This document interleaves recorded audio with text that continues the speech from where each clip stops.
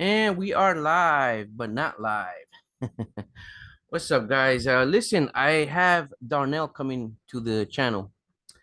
I am going to ask a particular question to Darnell. When I'm doing my Zoom classes, some people, not too much, but some people do ask me about the, police officers when they pull you over and about having a warrant to check your car and stuff like that. But there's one particular reason that they will get into your car. There is because some people say, no, they can't get in my car because they need a warrant, this and that. And if I don't consent, you're right. If you don't consent, they can't check it. But there's one particular reason that I want to talk about with Darnell. And if you guys don't know who Darnell is, he does have a YouTube channel himself. You guys go check it out. It's called Cops, Court, and Community. Now he's been on the show before. I interviewed him 2 times on the show, on the channel. So, and we did a reaction video together before. So he's been on my channel for about 3 times already. So this is gonna be the 4th time, and I'm happy to get him on again. We planned this, I say about 2 weeks ago. I sent him a text message asking him if he would be available, and he said he would be available. So we did plan it out, the time, day, and everything. And here we are, guys. Like I said, here's Darnell. Darnell, welcome back. All right, man. It's good to be back, man. Yeah, it's been a little while. It's been a little yeah, while. it's been a while. Good to be back. Like some of the young folks say, it's been a minute. It's been a minute, bro. It's been a minute, man. I know you've been on this channel 3 times. We did a reaction video, and I interviewed you 2 times.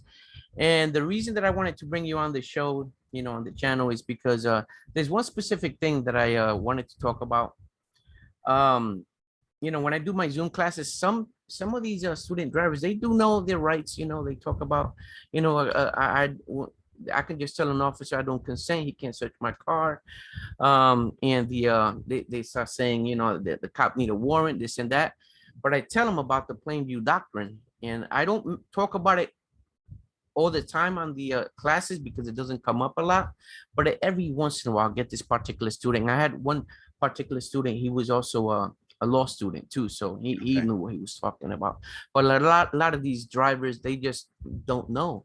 A lot of people don't know the law. Now, I just want to say that I'm not a lawyer myself. Darnell's not a lawyer, but I've been around, and Darnell, he's a police officer, and you can hear it more from Darnell.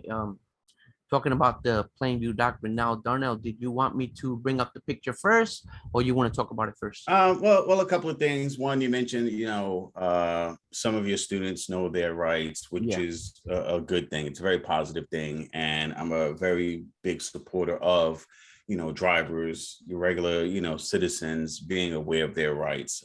It goes a long way when and that's the key word, when you know what the law is and what you are entitled to as far as your constitutional rights. So that's very big. I definitely appreciate that. Law school, law student, they may know the mechanics of the law, and some have a better understanding of how to apply that law, but all laws are subject to interpretation. So that's another key point for, your viewers to understand that laws are open to interpretation. All right. And the last point that I wanted to make with respect to people saying, hey, you can't search my car without a warrant. That is true to a certain extent, but we'll get into this plain view doctrine. So you can go ahead and, you can pull up the picture. Yeah, let me pull up the picture and share my screen here. Share screen, share sound, screen 2. I'm not really playing a video or anything. I don't know why I'm sharing the sound, but anyway, maybe the clicking sounds, I don't know. All right, so screen 2. All right, here we go. So here's a picture of the plain view doctrine. You guys can look it up on Google also for more information. So it's opening up. Hopefully, okay, here it is, right? Let me zoom in on it. You can clearly see this, right? Yes. All right. Says it right here, plain view doctrine. Plain view doctrine is a rule of criminal procedure which allows an officer to seize evidence of a crime without a warrant when the evidence is clearly visible.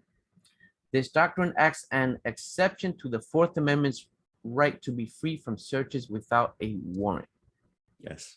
And on the side here, it says about in the United States, the plain view doctrine is an exception to the Fourth Amendment's warrant requirement that allows an officer to seize evidence and contraband that are found in plain view during a lawful observation. So let's say a driver gets pulled over and the officer is, just looking inside the vehicle and he sees something, some kind of evidence, contraband, a gun, something. What's your take on that? Which all of those things have happened to me in the past. And, I'll set the background real quick. I started my career back in April of 1996. And, I started with the township, and that lasted until sometime December 2004. And now, I'm where I am now. And I've had tens of thousands of car stops, hundreds of arrests. So when I go to court, and I said this on my own channel, am I an expert? According to the courts, yes, I'm an expert because I've testified many of times to traffic summonses and arrests. So my take on the plain view doctrine is just simply this. If I see something, I can act on it.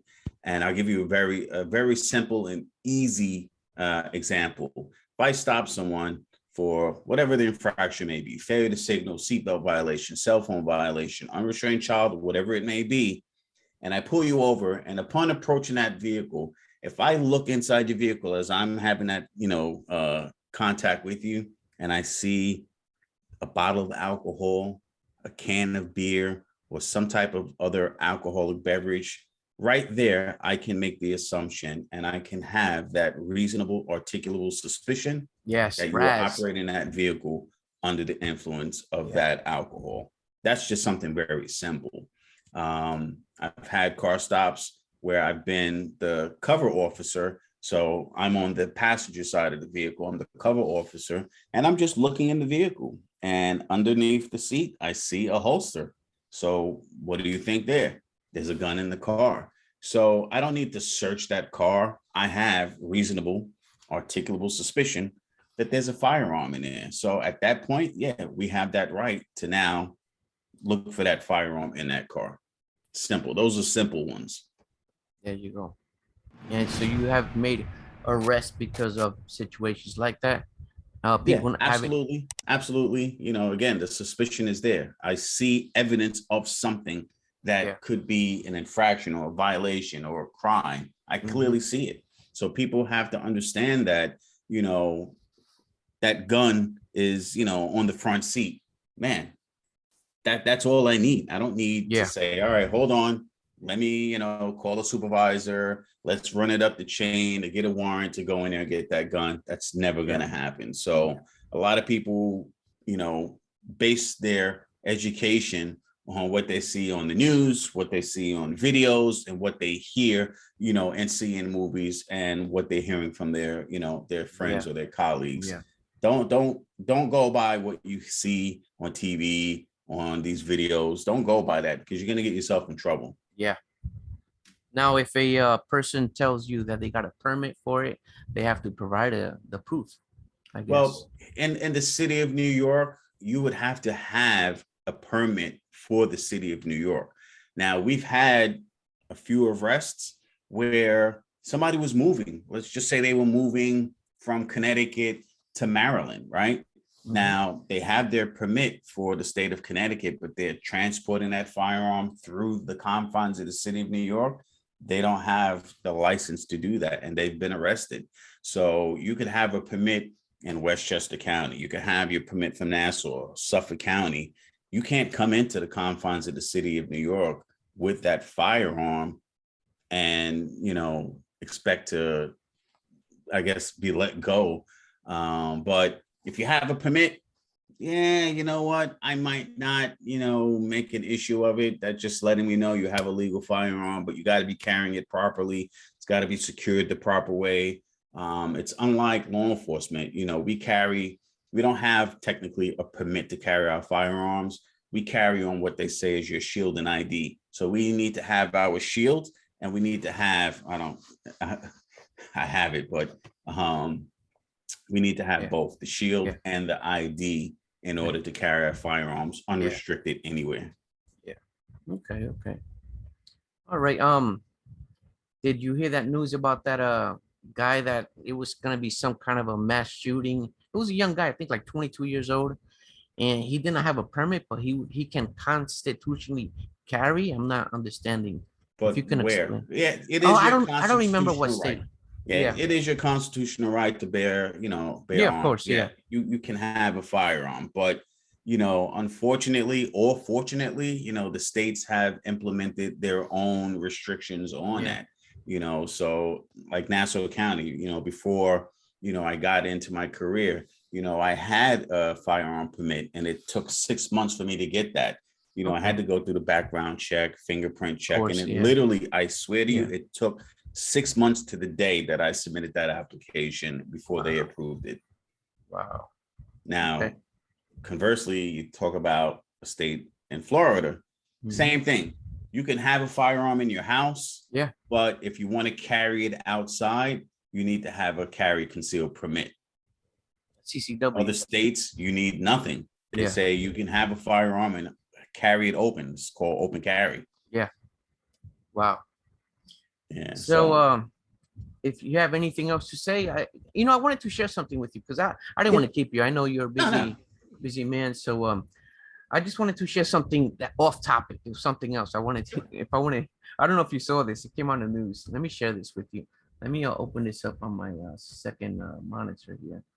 I don't know if you saw this picture. Open this up. It's opening up, and okay. Let me just zoom in on it. I want to share. This is completely off topic, but All I right. thought this was hilarious. Share screen, and let's do screen two and share. You see that picture? Yes. Have you seen that picture before? No, I've never seen that at all. Yeah, yeah. I think it was in Michigan. Now this, now let me show you this story. I'm going to show you this story here. Now, as you can see, guys, it says Popo right on the cop car. Now, let me show you. Here's the story. I had to read up on this because, I wasn't sure if it was real because sometimes you can't believe everything online, of course, You definitely cannot. And I appreciate the fact that you're doing your research on it. Some Yeah, people yeah, take it for face value. exactly. And me, I always like to check because, you can't believe every single thing online. But here's the story on it. The picture was right above this story right here. And it says here, they're not regular police, they're pool cops.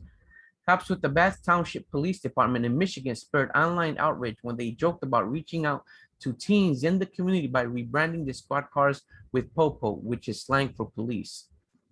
We are Okay. still struggling to really reach the younger folks out there. So in an effort to bridge that gap, we've decided to update our patrol car graphics in an attempt to be more relatable to the local youths. And at the bottom here, it says, but the tongue-in-cheek message failed to resonate with Facebook users. Yeah. I Um, appreciate them, trying to bridge that gap. And I can tell you again, thousands and thousands of car stops. And over the years, things have changed. yeah. The resentment towards law enforcement definitely Mhm. has changed. And I had a conversation with someone maybe, last week where I said back in 1996, 97, 98, prior to like 2000, I worked midnights and I Yeah. would be out 2, 3 in the morning. And I had no problem approaching a group of 6 or 7 individuals, late at night. No problem at all, because I had, I guess I would try and build an immediate rapport with these people Yeah. and, build, something where we can have, a conversation, and they respected that. But I wouldn't do that today, because the sentiment towards law enforcement is just so bad Yeah. that I would Yeah. never approve. Maybe I would. I'm not going to Mhm. say I never, but, times have definitely changed. And if they wanted to do something, to try and reach the younger people Yeah. by doing something like that, putting Popo on the side, yeah, I wouldn't do all of my cars like that. Maybe Yeah. Yeah.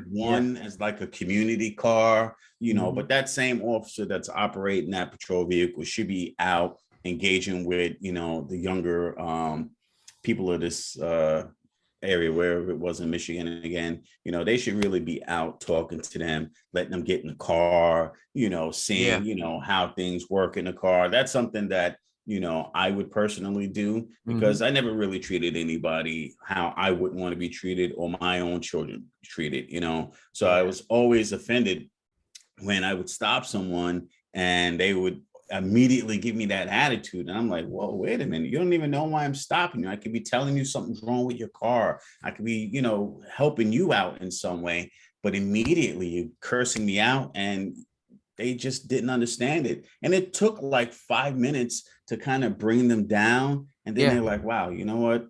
I'm sorry, you're right. And I'm like, you can't group everybody in, to a certain, I guess, group of law enforcement. Are there bad cops out there? Absolutely. But the vast majority, they're really, really good. And I'm very happy, to say, I'm one of those. I never treated people bad. I have a job to do. I did my job, but I was fair. I had discretion and I used it.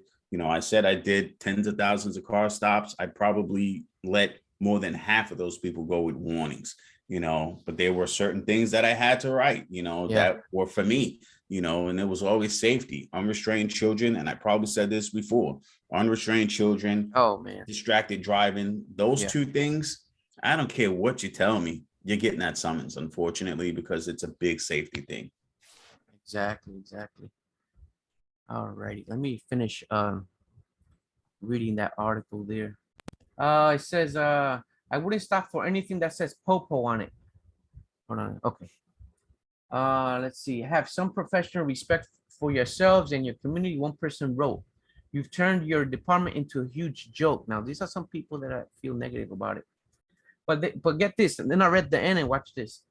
What's next? Paint it pink or put bacon or cartoon pigs on it? Give me a break. Another user wrote. Now look what the bottom says. It says, thankfully, cops were quick to clarify the post was one big gag, drawn up in Microsoft Paint, a computer app most teens have probably never heard of. So it wasn't real.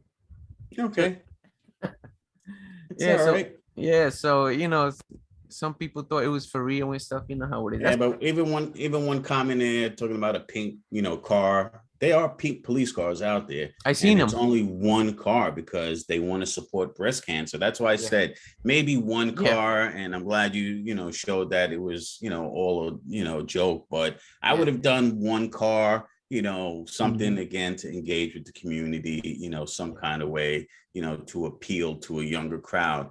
Maybe try a different type of car. Kids are into these little Honda Civics and yeah, Subarus now. Why not just get a police car like that, yeah, and dress it up like your regular patrol car? That way you can take it into the community, and that will be your talking point to engage with your younger demographic. yeah, yeah. That's it. All right, Donna. So like I said, I don't want to keep you. I really appreciate your time. Just taking time to get on the channel, and hopefully I'll see you. I'll invite you again because Yeah, we plan. absolutely, absolutely. And I keep saying, man, Yeah. whenever you need me, I'm here for Okay. you. Um, Again, if any of your viewers or your students need clarification, let's Yeah. do a live, so we Yeah. can get their questions, their concerns. It don't have to be about, seeing things in plain view. Maybe they have questions about other things. So Yeah. I'm Yeah. going to Yeah. put that out there to you again. We can schedule something. You don't have to, I know when we did our last interview, they submitted questions, Yeah. but you have a decent following. So let's Yeah. just, put Yeah. Yeah. something on the calendar. We'll do a live one night Yep. and we just go back and forth with some Yeah. things. Yeah. That'll be great. Guys, if you want to leave a comment, question, whatever. Now, once again, this is Darnell from Cops Court and Community, and you can go to his channel. He has a big following. Darnell, you have anything else you want to say before we leave the No, again, I just kind of really want people to understand, stop following what you see on these videos, Yeah. on TV, in the movies, what you're hearing about other people's bad experiences. More importantly, we're talking about this plain view doctrine. If you have something in your vehicle that is illegal and it's in plain view, trust me, they don't need a warrant. I wouldn't need a warrant. And oh, there is one thing I do want to clarify. If you are placed under arrest for whatever reason, they have something called a custodial inventory. So if we go into your car, let's say you're arrested for a DWI, or you are arrested for driving with a suspended license, we have to inventory that car. So you can't come back later on and say, oh, I had, a gold bracelet, in my cup holder and it's not there anymore. We have to do that inventory. So we have to document everything we find. Cell phone, we found a cell phone. It sounds a little funny, but yeah, there was this Pilot G207 pen. All of these things have to be documented. Wow. And guess what? If there's something under the seat that shouldn't be there, a firearm, one of these deadly weapons that's on New York State's list of deadly weapons, if that's there, we find that, any type of illegal narcotics, guess what? You're getting charged for it. And you can't come back and say, oh, you never had a warrant to search my car. We're doing an inventory on the car. And believe it or not, it has to be precise, because it's good to know. I can only say this because one of the DAs for one of the counties here in New York said, even if it's a lollipop on the back seat that's stuck to the rug, you have to put that on there. So the only thing that is exempt is if you have a locked glove box and there's no key for it. We can't force it open. We can't say, oh, let's get in here and see. If it's locked, it's locked. And I'm not saying put your, illegal stuff or anything in a locked glove box, because that's not technically really going to save you. And I really don't want to get into that because that's going down a rabbit hole. But I'm just letting you know, if your thing is locked and there's no key for it, it can't be forced open. Because if we force it open and now we find a kilo of some drug in there, we can't say, all right, yeah, we can charge you. But when that thing goes to court, they're going to say, how did you come across that? Oh, it was in the glove box. Was it open? No, it was locked. Yeah. How did you get in there? You forced it open. That case is going to get tossed. So anything in plain view, if I see it, you're getting charged with it. I don't need no warrant. Yeah. And if you're placed under arrest for something else, and we do that, inventory of your vehicle from front to back, including the trunk, if that little lever is there and I can open up that trunk, guess what? Whatever's in that trunk, it's yours. Can you talk about real quick about if you have a canine cop? Yeah, there are canines. And if if they smell, and if they smell something, you can go in. That gives them, So if a canine, whether it be in the street or at an airport or something like that, people have seen these videos out there where the dog is working and they walk around the car. And if they get a hit, most dogs, it depends on how they are trained. They'll either scratch at it or they'll sit. That gives the officer or the handler, the canine handler, it gives them, an indication that there is something, in and around that area. And now that gives them the right to go in and do a search of your car. Wow. All right, man. I appreciate your time, Darnell.